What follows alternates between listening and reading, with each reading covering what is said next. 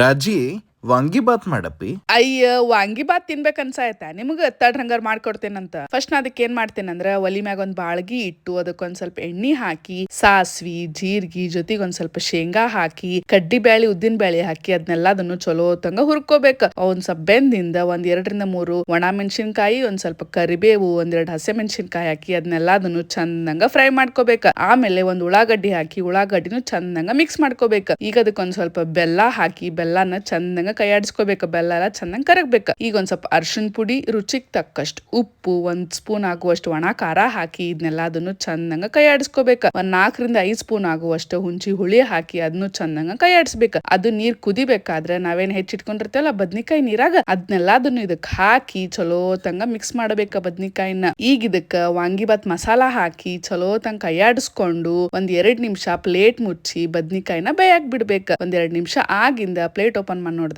ಬದ್ನಿಕಾಯಿ ಬೆಂದಿರ್ತೈತಿ ನೋಡ್ರಿ. ಅದ್ ಇನ್ನೊಂದ್ಸಲ ಹಿಂಗ ಮಿಕ್ಸ್ ಮಾಡ್ಕೊಳ್ಳೋಣ. ಈಗ ಮಾಡಿಟ್ಟಿದ್ ಅನ್ನ ಹಾಕಿ ಇದನ್ನೆಲ್ಲ ಅದನ್ನು ಚಂದಂಗ ಮಿಕ್ಸ್ ಮಾಡ್ಕೋಬೇಕು. ಒಗ್ಗರಣೆ ಎಲ್ಲ ಅನ್ನ ಜೊತೆ ಚಲೋದಂಗ ಮಿಕ್ಸ್ ಆಗ್ಬೇಕ. ಮ್ಯಾಲ ಒಂದ್ ಸ್ವಲ್ಪ ಕೊತ್ತಂಬರಿ ಉದುರಿಸಿ ಇನ್ನೊಂದ್ಸಲ ಕೈಯಾಡಿಸಿದ್ರ ಮಸ್ತ್ ಅಂದ್ ಬಿಸಿ ಬಿಸಿ ವಾಂಗಿಬಾತ್ ರೆಡಿ ಆಕೇತಿ. ಬರ್ರಿ ತಗೋರ್ರಿ ತಿನ್ರಿ ಹೆಂಗಾಗೈತಂತ ರುಚಿ ನೋಡಿ ಹೇಳ್ರಿ.